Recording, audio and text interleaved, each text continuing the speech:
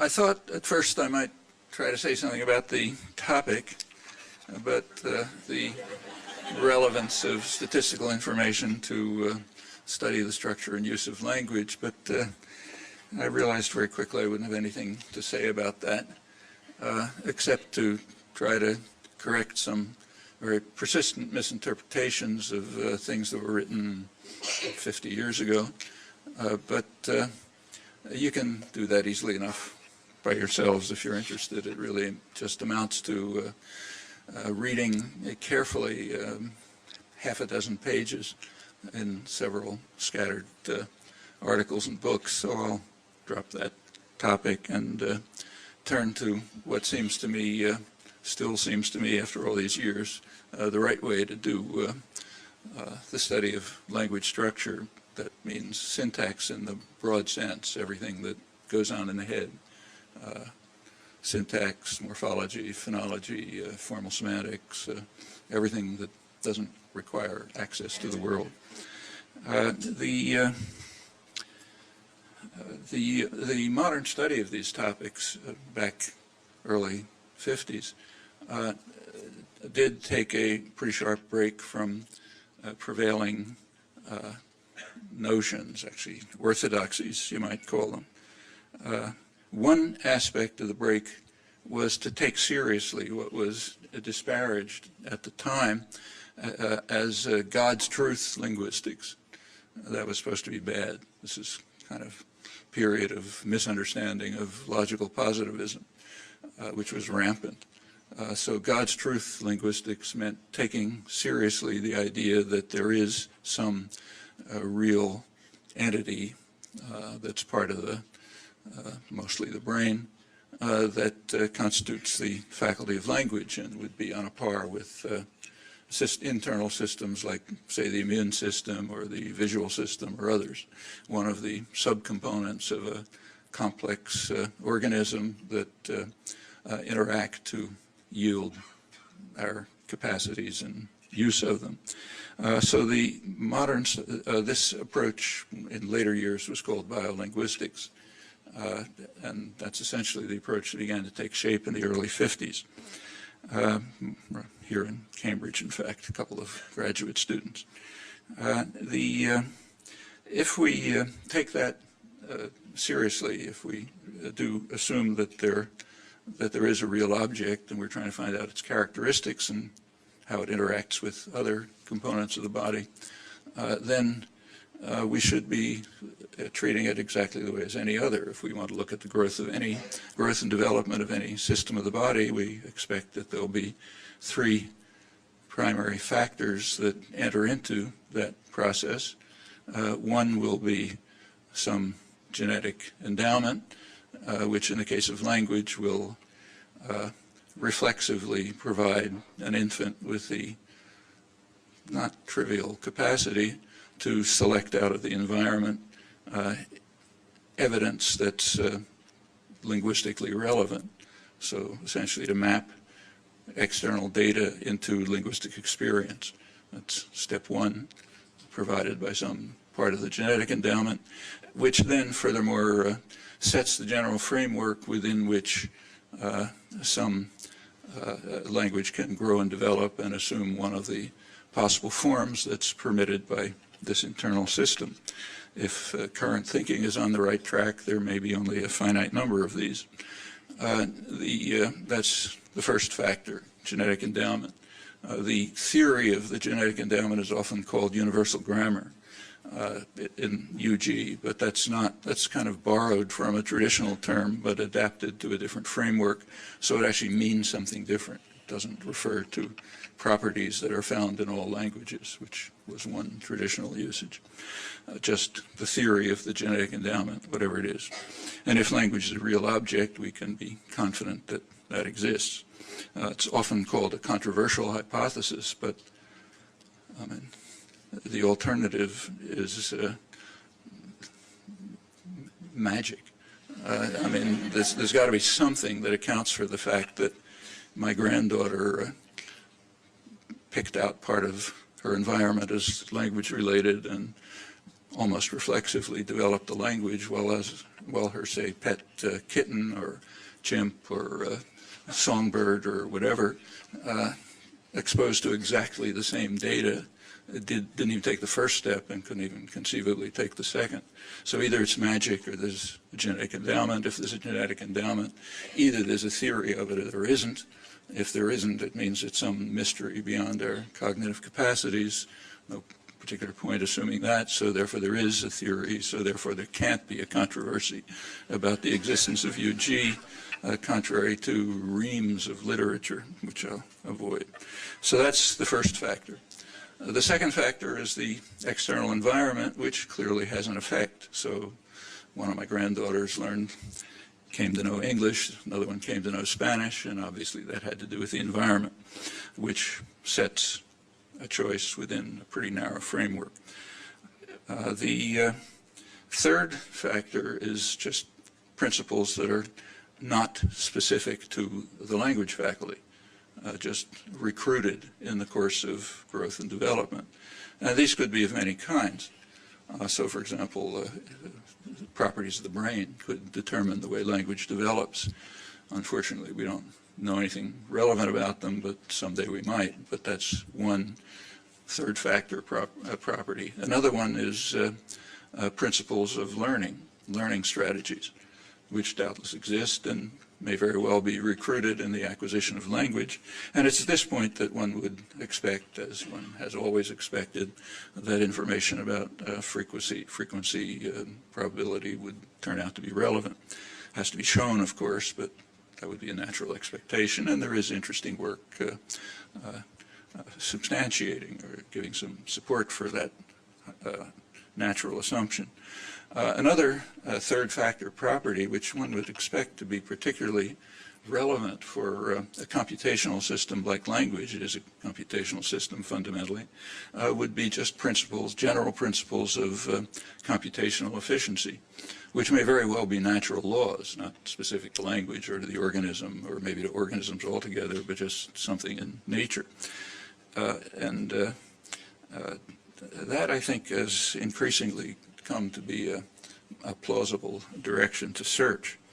Well, let me give a formulation of this expectation. 40 years ago, we expect that acquisition will involve not just habit formation based on a few years of experience, as was then commonly believed, or millions of years of evolution yielding universal grammar, thesis that was then considered outlandish, but also principles of neural organization that may be even more deeply grounded in physical law, a proposal that was considered so outlandish that it couldn't even be heard.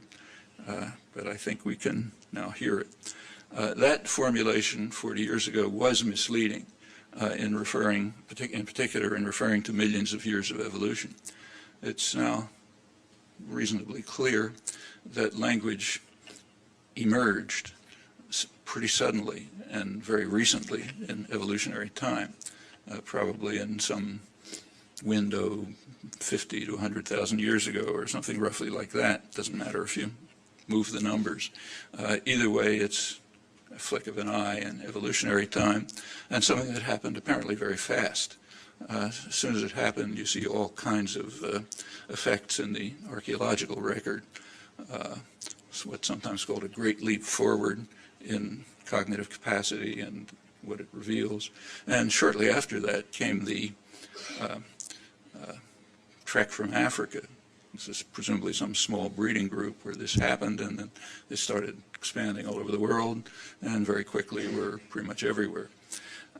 So that's the period in which language seems to have evolved, emerged, and there's nothing surprising about emergence of this kind in evolutionary history. There's plenty of examples of it. In fact, there are some well-known paleoanthropologists like Ian Tattersall who claim much more generally that all of human intelligence emerged, in his word, at essentially this instant of time, instant from an evolutionary point of view.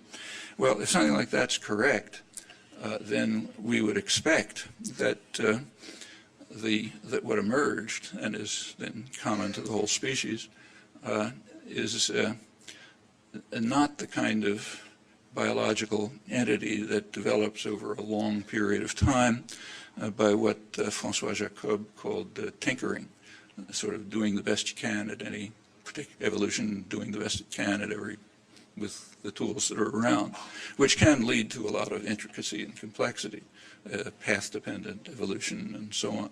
But if it emerged suddenly, in an evolutionary sense, you wouldn't expect that. What you'd expect is that somehow what developed is very simple. In fact, maybe almost perfect. That is a perfect solution to design problems that were imposed by the circumstances and conditions prevailing at the time of emergence, which would of course be in a single individual. Mutations take place in a person, not a community. They can take over a community, but that would, something like that would be expected. And the proposal that this is true, which is, of course, a speculation, is sometimes called the strong minimalist hypothesis, SMT. The hypothesis states that what developed, suddenly what emerged, was in fact a perfect solution to design problems. Well, that's a thesis that, say, 20 years ago would have sounded totally crazy. Now it doesn't sound that outlandish, and there's even reason to believe that something like it might turn out to be true. It's not an implausible speculation at this point, and there's been some success in moving in that direction. Well, to the extent that it suggests a kind of a methodological lesson, namely, if you want to study some, take a look at the range of phenomena that fall under what's loosely called language.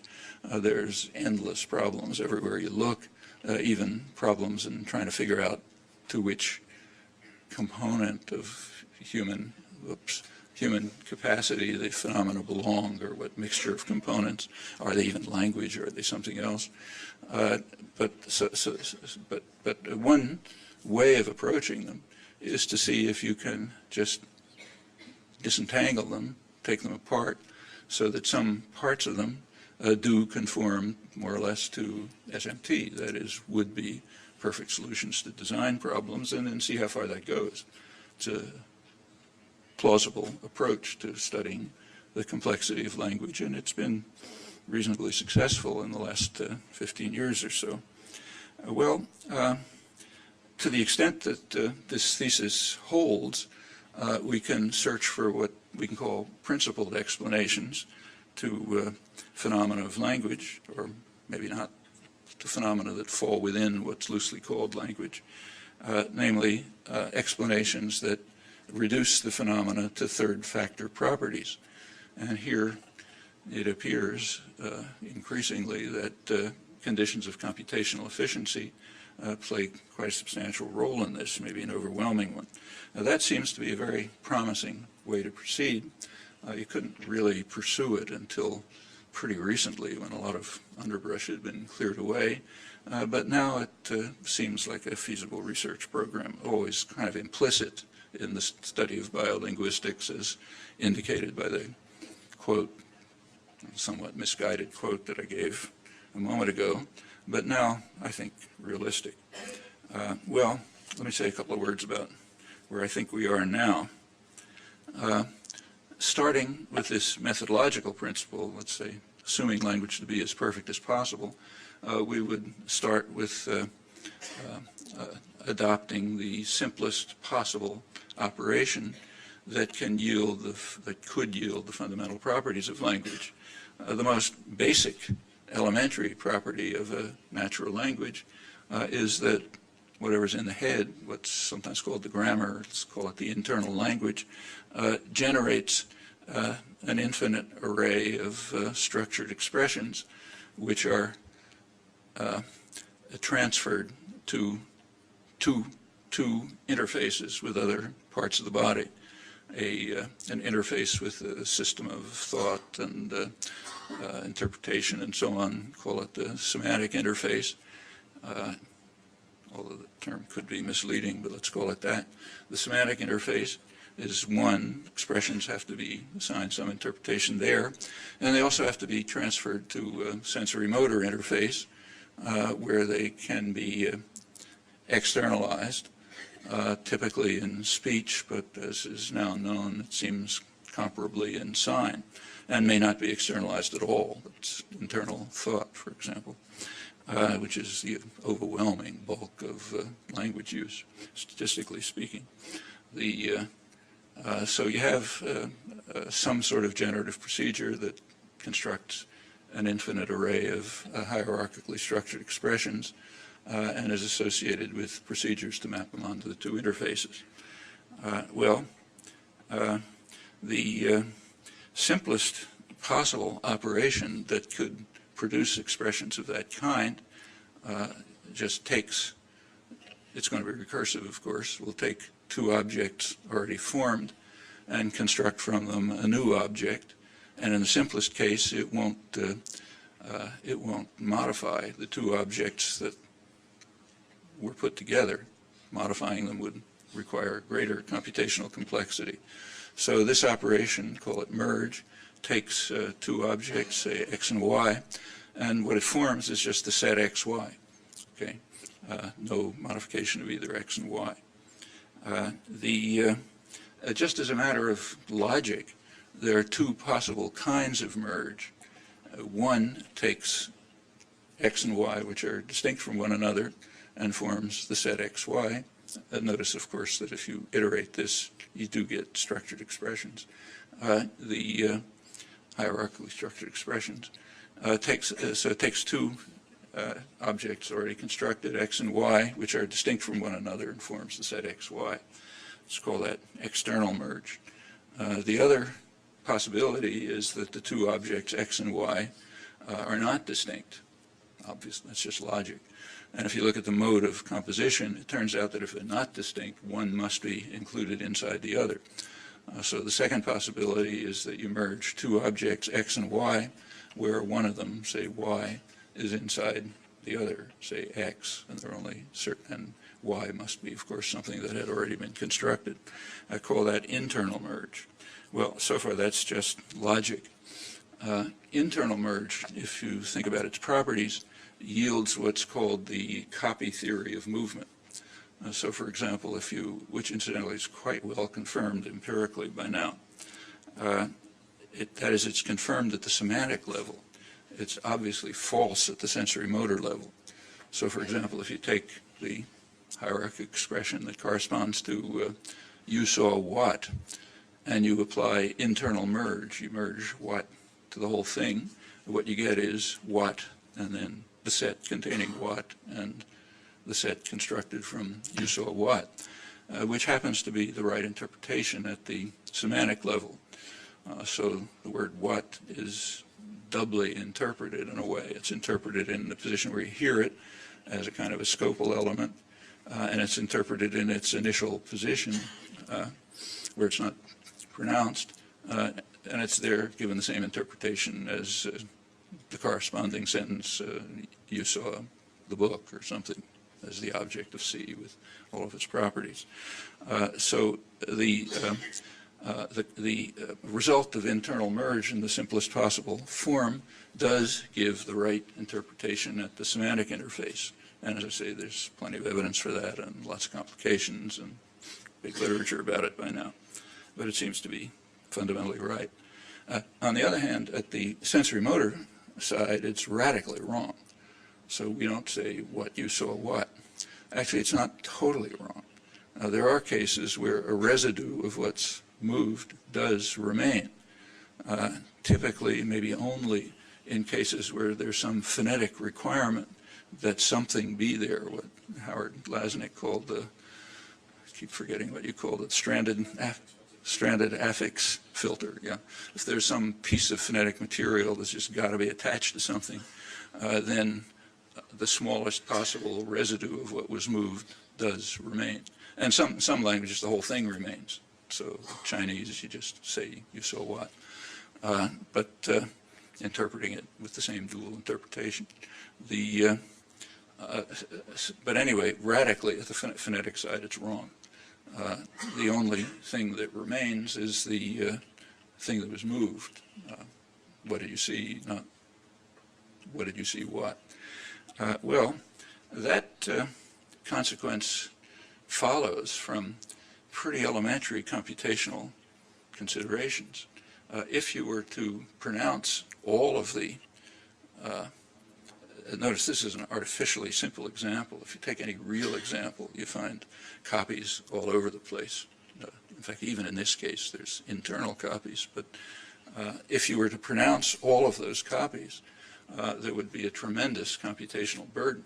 Remember that the mapping to the sensory-motor interface includes all of phonology, all of morphology, and probably even the process of linearization. This is contested, but I think it's increasingly plausible that it's true. And that's quite a computational burden. These are the areas of language that are highly diverse, very complex, affected by historical accident, so, you know, like the Norman conquest and so on and so forth. But whatever we think about it, that's a huge computational burden. And language seems to universally solve the problem by reducing the computational burden, but of course increasing parsing difficulty, perceptual difficulty. Anyone who's worked on parsing programs knows that one of their basic problems is to try to find what are called the gaps. You hear a what at the beginning of the sentence, you got to figure out where it is, which is a huge parsing problem. So you could say, you know, metaphorically, that the design of language faces two inconsistent desiderata. One, to make the use of language simple, and the other, to make the design simple. And universally, it chooses to make the design simple. There's quite a lot of evidence like this, that language structure is optimized for the thought systems, for the semantic interface, at the cost of considerable complexity, often at the sensory-motor interface, meaning in particular for externalization. And notice that one aspect of externalization is communication. There's a kind of a dogma that language is designed for communication or evolved for communication, whatever those phrases are supposed to mean, and maybe nothing. But the dogma, to the extent that you can make any sense of it, seems radically false. It looks as if externalization altogether and communication in particular are ancillary processes, probably both in the design of language and probably also its evolution. Issues that are well worth pursuing. There's a lot of things to say about them, but I'll put them aside, just say so. Just leave it at that. In any event, we seem to have optimization at the, or hope for optimization, something like the SMT at the semantic side, but nothing remotely like it at the sensory-motor side. In fact, the operations that map syntactic semantic structures onto the sensory-motor face violate every computational principle you can think of. Maybe they do the best that can be done with a hard computational problem, namely relating two systems that have nothing to do with one another. The sensory-motor system could have been around for hundreds of thousands of years before language ever emerged, and there's some, but not much evidence for co-adaptation. So whenever language emerged, you get this thought system, and somewhere down the line it gets externalized, but that's a really hard problem. And it's solved in a lot of different ways, and as I said, it's subjected to plenty of historical accident and so on, as we know. But it looks ancillary, secondary property. Well, notice that internal merge is automatically available. If you take the simplest possible computational procedure, you just get internal merge without postulating it. That's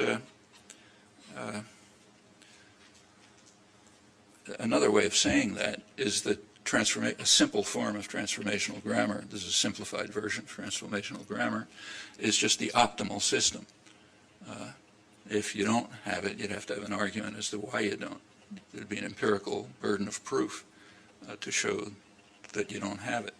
That's not the way things have been looked at for the last, say, if you go back 50 years, it was assumed, that, or even back to the late 40s when I started working on this, it was assumed that some sort of phrase structure grammar's got to be there.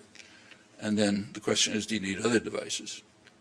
So if my own work in the late 40s involved discontinuous features to try to account for long-distance dependencies, something like kind of vowel harmony carried over to the syntactic domain. By the 1950s, it looked as if transformations, things which take a piece of a structure and put it somewhere else, could be the best way of doing that. But it was assumed at the time, by me too, that phrase structure grammar is sort of given, and the question is, what other devices do you need, if any? Well, it looks as if the opposite is true, that transformations are given, and you don't need phrase structure grammar. By the 1960s, it had already was beginning to be shown that phrase structure grammar is extremely complex, has a lot of stipulations and a lot of complexity. And it was shown by the 60s pretty convincingly, I think, that most of this was unnecessary and you actually could do better without it. And by now, the residues of phrase structure grammar that remain are very thin. Nothing more than merge and some sort of algorithm, maybe a universal algorithm, which again has interesting computational efficiency properties that tells you what kind of an object you form, period. It doesn't even have to be part of the grammar. It could be a third factor property. So phrase structure grammar seems to have disappeared, at least I think so. But throughout all this period, no matter how much one tried, transformations seemed extremely resilient. It seemed to be very hard to get rid of them sensibly. And I think now we have an understanding of why that's true. Transformations are just there free. If you have to have a stipulation to bar them. If there's some theory of language that doesn't use transformations, it has a double empirical burden to bear. One, it has to give empirical evidence to justify the stipulation that you don't have internal merge, since it comes free. And secondly, you'd need to meet the empirical burden of showing that whatever other devices are proposed do exist. Okay, so there's a double empirical burden if you don't assume transformations in the simple form given by internal merge.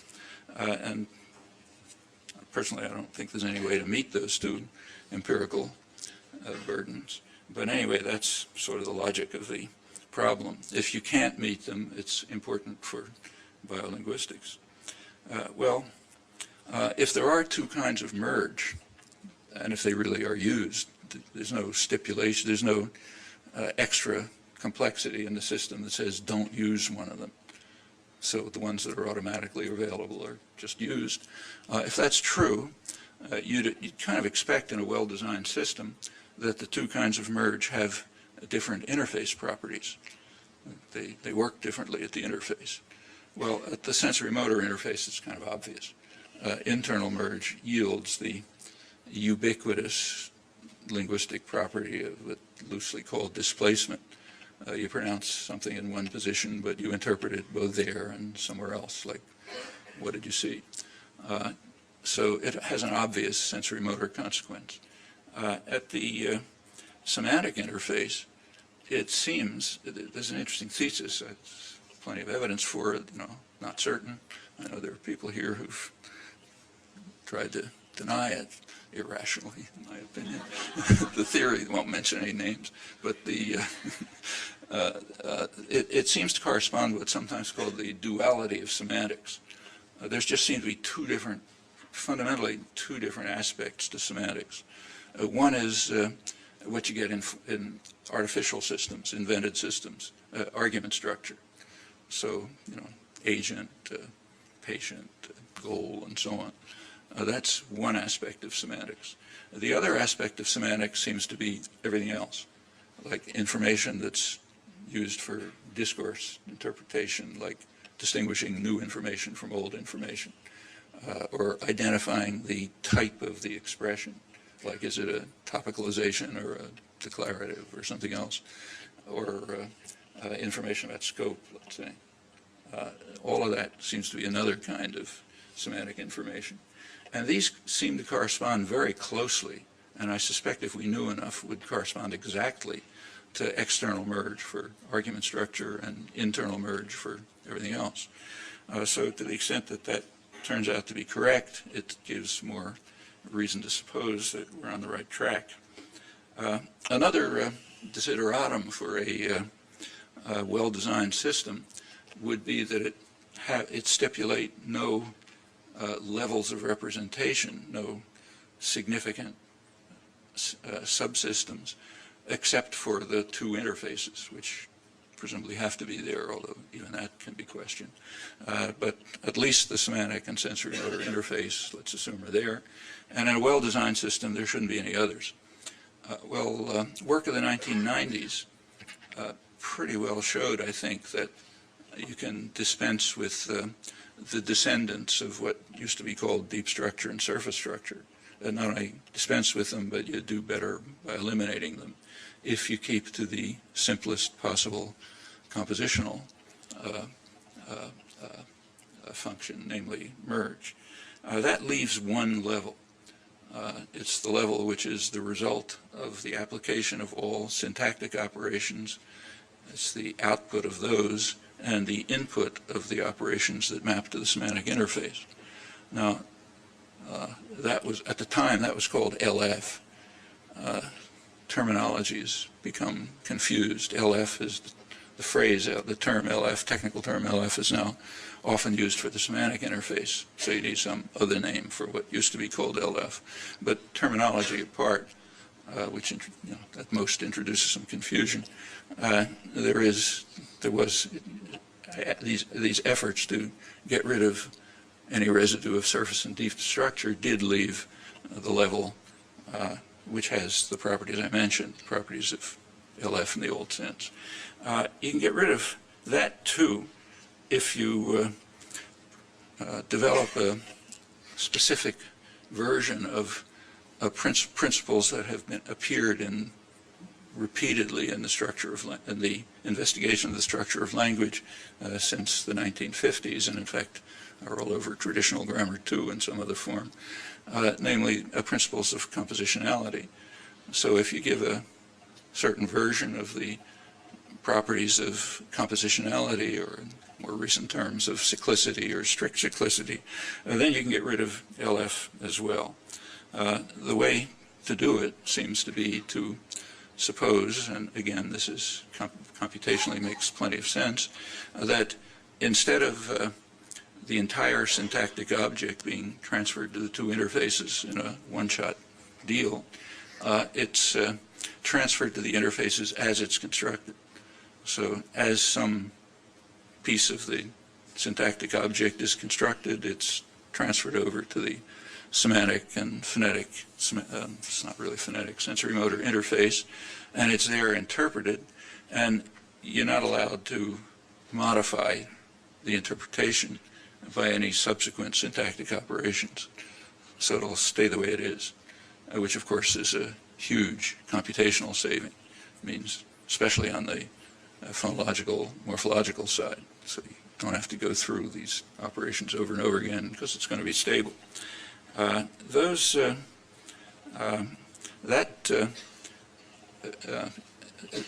If you look at it closely, I'm getting beyond what I can try to explain non-technically, but let's call these units that are transferred over phases, okay? Turns out there's very good reason to believe that it's the interior of the phase that's transferred, not the whole phase.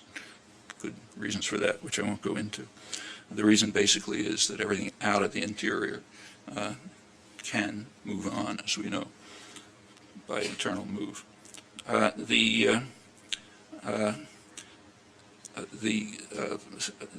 There's pretty good reason to believe that there are two fundamental kinds of phases, maybe only two, but at least two. One is basically verbal, headed by some functional category that says I'm a verbal phase, and another clausal, headed by a functional category that says I'm a clausal phase. These are usually called C and V, naturally. And there's pretty good reason to believe that they exist.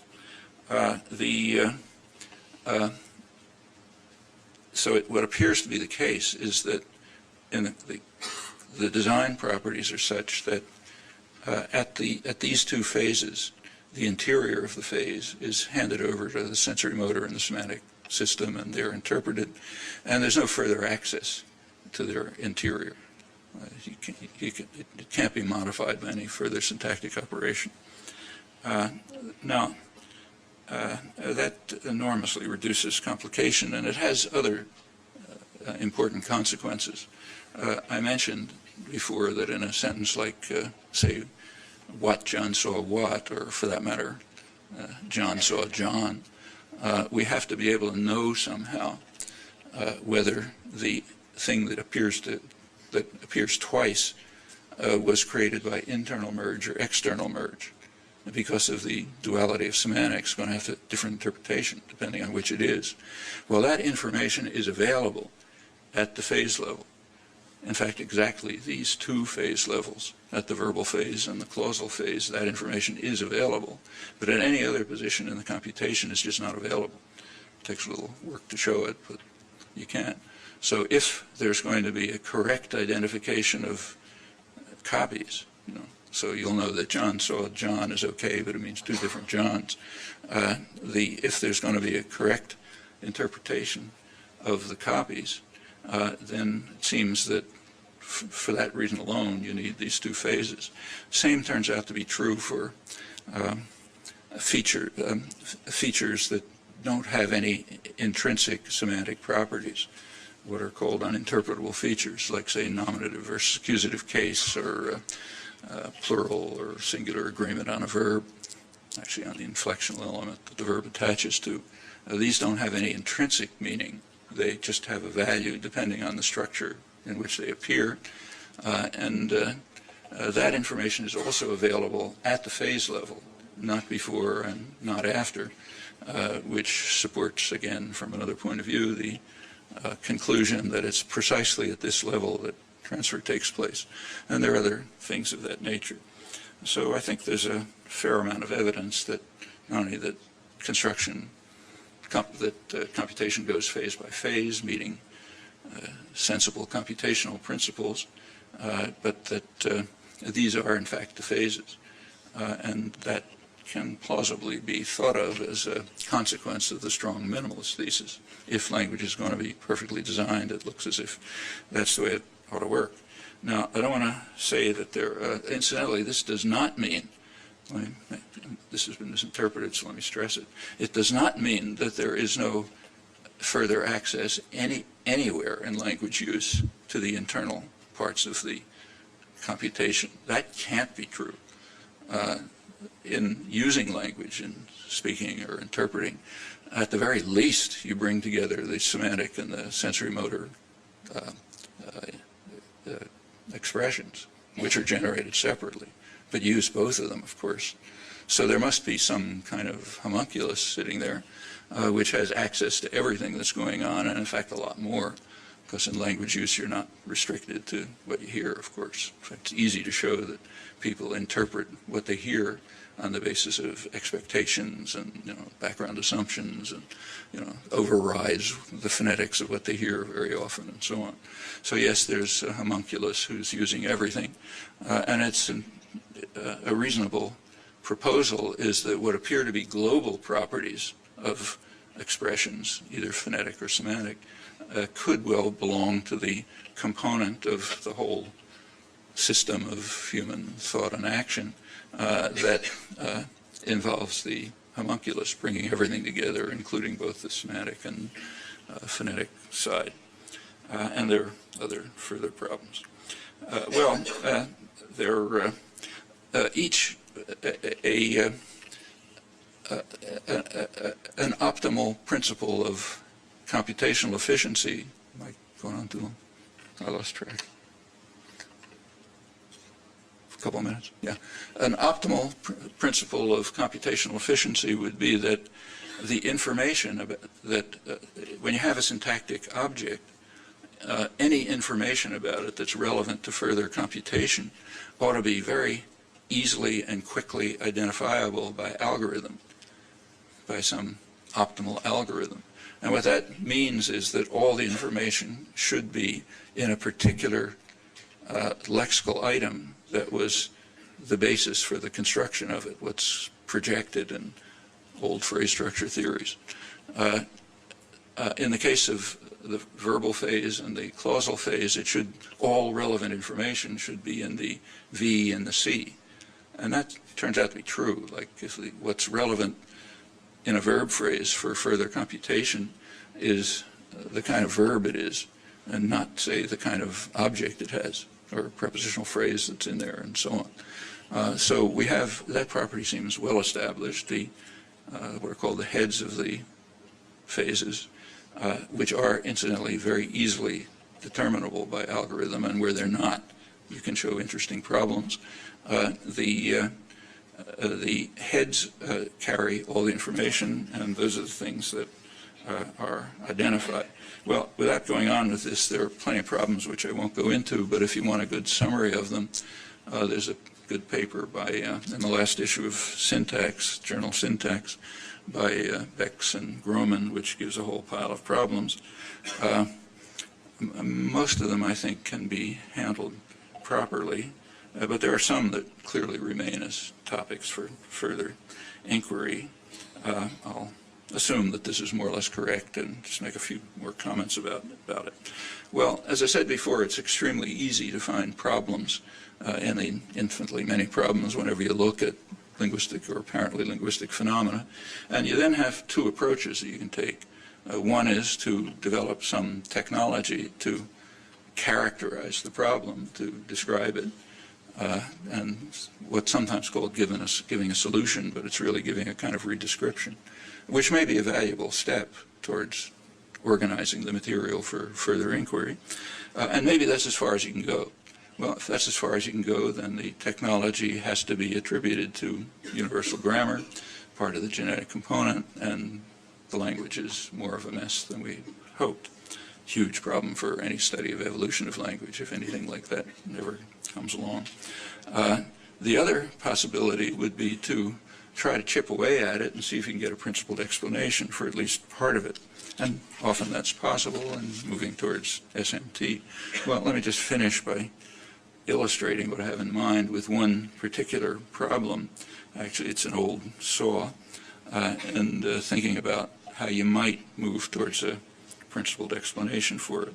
The old saw is what's called ECP in linguistic terminology. So if you have a sentence like, he wondered who saw what, you can turn it into from a declarative to an interrogative by moving either who or what to the edge of the sentence, giving the proper scope, and making sure that something appears after wonder to give proper scope for the internal question. So you can get either the sentence, what did he wonder who saw, or who did he wonder what saw? Well, the first one is not a bad sentence. It's a little deviant, but I think for irrelevant reasons.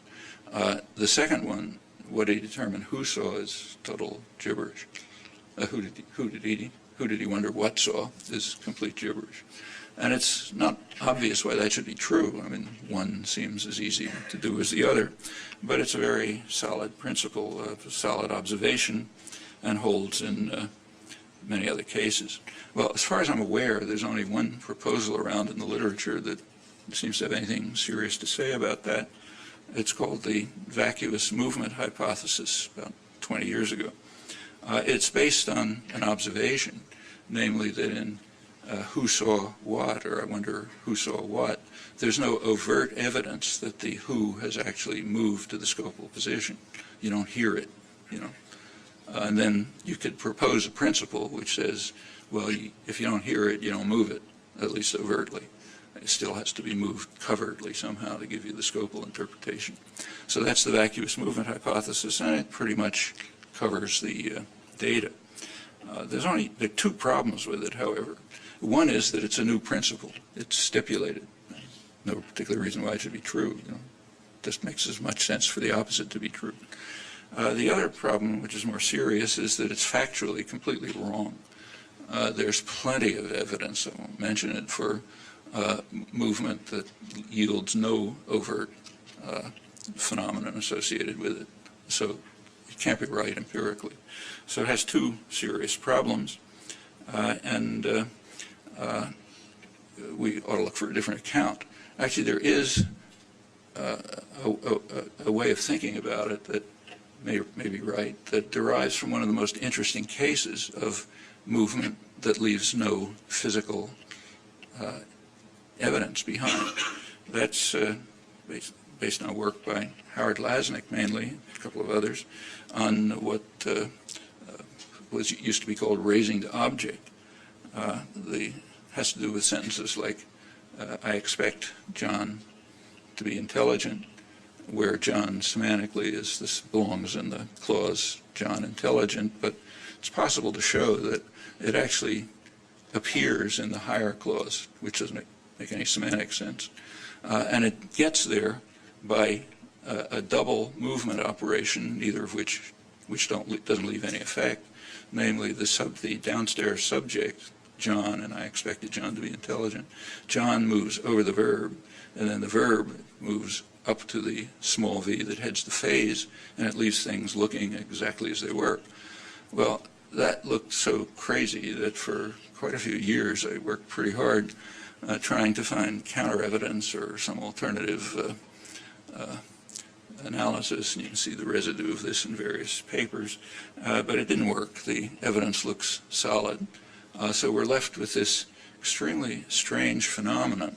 There's a whole variety of semantic and syntactic consequences to a movement that makes a double movement that makes no sense at all because it leaves things exactly the way they started from the point of view of what you hear. Well, that remained as a paradox until it was noticed that you could get a solution to this problem if you assumed that the properties of the head of the phase, C and V, small v, were actually inherited by the element it selected. It would be tense and the verb in this case. I won't go through the details, but if you assume that, then these two movements take place, and you get the array of syntactic and semantic properties on the assumption of inheritance of the feature. Now, the inheritance itself was pretty weakly motivated. There was some motivation, but not much. However, it was pointed out by Mark Richards that the inheritance is actually entailed by the phase impenetrability condition, the condition on transfer of the interior. And that itself is very well motivated, conceptually and empirically. So in fact, I have a line of argument which goes from the empirical and computational motivation for the transfer operation, which yields as a consequence inheritance, which yields as a consequence this array of semantic and syntactic features, properties that seem to make no sense but are clearly there. Well, that's a good result, the kind of result you want. And if you make one more step, you generalize the inheritance of features to the question element, the Q that determines that a C is a question, not a declarative. If that too is inherited, then you get the vacuous movement hypothesis. You can think it through. I won't run through it, but in fact it's true.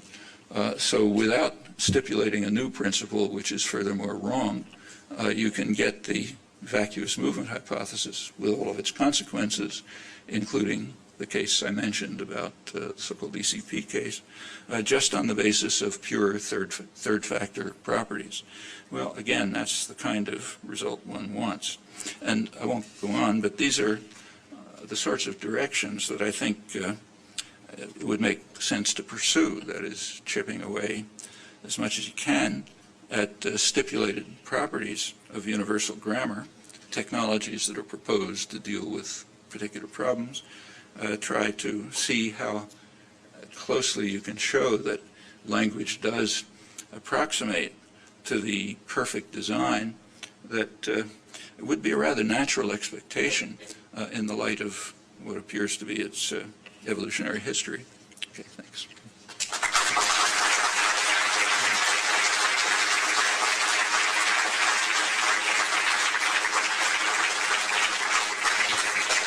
So we have time for just a couple questions. So let me just, yes, there's a microphone up there. Sequential and one-dimensional. What are your remarks and reflections on parallel grammars and multiple dimension grammars such as area grammars? I couldn't hear. I'm sorry. Did you hear? I believe the question is what, as I understand your question is, it has to do with parallel grammars? Well, I mean, this is what I was describing is a parallel grammar. So when you do repeated construction of something by merge, it's all happening in parallel. How about two-dimensional area grammars? Multi-dimensional Two-dimensional? area grammars? Yeah, I think there's good reason for thinking that, I didn't go into it, that there is at least two-dimensionality. This has to do with the nature of adjuncts as distinct from arguments. I think there's some evidence that they're actually in a third dimension. These are actually proposals that go back to ideas of Ken Safire and others back in the 80s, but I think you can get a better formulation of them, which would mean, if it's true, that there's actually two kinds of merge.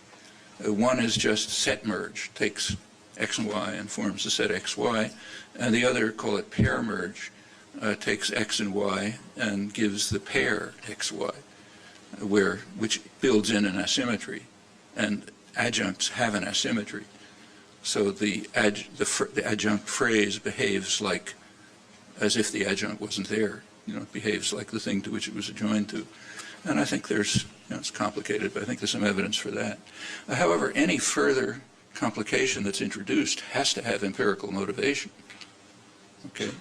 I mean, just, elementary methodological considerations. You pick the simplest possible theory unless you're shown that it's wrong because the facts are more complex. Okay, I think we have time for one more question. I have to move on. Yes, Josh.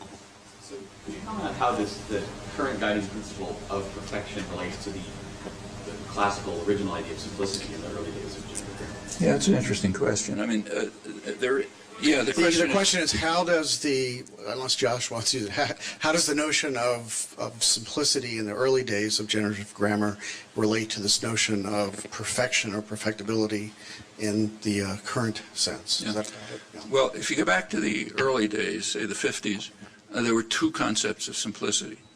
One is just the general concept that holds for science altogether. And nobody can tell you what it is, but everyone working in the sciences uses it as a guiding principle. So you look for symmetries instead of asymmetries, and you try to have fewer principles instead of more principles, and so on. And there's all kind of work on this, like Hermann Weil's book on symmetry, and so on and so forth. But there's some kind of guiding principle that works in the sciences that's just accepted everywhere but never formulated, that says we're looking for the simplest possible solution. That's a general methodological principle. It's no more relevant to linguistics than to physics or history or anything else. That's one notion. A second notion was an internal notion of simplicity. Now that's an empirical assumption. Remember that in those days the assumption was that language acquisition is sort of what Charles Sanders Peirce called abduction. It's discovery of a theory on the basis of data.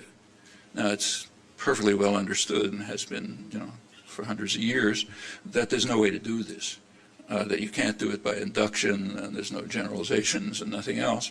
It has to be something like what Peirce described, namely there's got to be some built-in principles, we would now say genetically determined principles, that in his words limit available hypotheses. Okay, they just say, well, here's the only set of hypotheses you're allowed to look at, so it eliminates, huge masses of others. And that can guide inquiry in a particular direction. Now, Peirce was thinking about development of science. How do people discover quantum theory or something? But the same conception has to hold for acquisition of language, if indeed language is a matter of theory language acquisition is a matter of theory construction, which it was assumed to be. And it's in this context that the internal notion of simplicity developed. It was called an evaluation measure. Can we find some measure that we can assign to the possible grammars, internal languages, that'll pick the best one? So there has to be some sharp limitation, Peircean-type limitation on the set of admissible grammars, but then you got to pick one. And inside that came the notion of simplicity, so that's where you get, notational devices like brackets and parentheses and, counting features and stuff like that. But notice that that's an empirical hypothesis. Okay, it says this is the way languages are picked. Okay, all that sort of went out the window when the principles and parameters approach was formulated back around 1980. This was a really sharp change in the way language was looked at. I mean, maybe it's wrong, but it looks right. In any event, it changed perspectives radically. It said there is no evaluation procedure and there's no abductive principle, and the child isn't discovering a theory. There are principles which are fixed, unchanged, and if the SMT is correct, may in fact follow from general natural law to a large extent. But there are principles that are fixed, and then there's a set of choices called parameters, and the child just has to find the values for the parameters. Well, there's going to be finitely many of these, so there'll be finitely many languages, and most of the work on language acquisition since then has been studying very productively what kind of data would allow a child to fix a parameter. And it turns out you can't do it one at a time, and a lot of complexities arise and so on. But with that approach, you eliminate the notion of evaluation procedure. And what we're left with is just the general notion of simplicity. All right, how does that relate to the present case? It's a sort of a way of trying to take the methodological principle of simplicity that's used for all inquiry and see if we can give it instead of an epistemological interpretation, give it a metaphysical interpretation. Say, okay, this is a real property of nature. Okay, it's not just some methodological principle we use, but it's a property of nature that it seeks computational efficiency. It's a natural law. If it is, it ought to show up in, distribution of, determining the neural wiring of a nematode, to pick one example where it seems to work. It should show up in foraging strategies for ants, let's say, and in all sorts of places. It should just be the way nature works. So it's a shift from viewing something as an epistemological principle of some vague kind to a metaphysical principle, if you like, something that's really true of nature, which you can then explore in many different ways. So to take a concrete example, it's always been assumed in the actual study of language that if you have redundancy in a system, there's probably something wrong. So, for example, Morris Halley's famous argument against phonemes back, it is, almost 50 years ago, I guess, was based on the structuralist phonemes, on the observation that if you postulated this level, you had to duplicate rules, one in forming the level and one in mapping the level onto the next stage, and it was the same rules, so it was redundant. Well, just on epistemological grounds, that was taken, at least by sensible people like me, as a proof that the level doesn't exist. But you could reinterpret that as saying that's just not the way nature works. The way nature works is SMT and optimal neural wiring and so on and so forth. So it's and if you take it that way, it shifts from a methodological principle to an empirical principle that you can investigate. Like you could say, well, does nature really work this way? Let's try other cases. And that's a step forward. But that's the relation. SMT is an empirical hypothesis about the way nature works.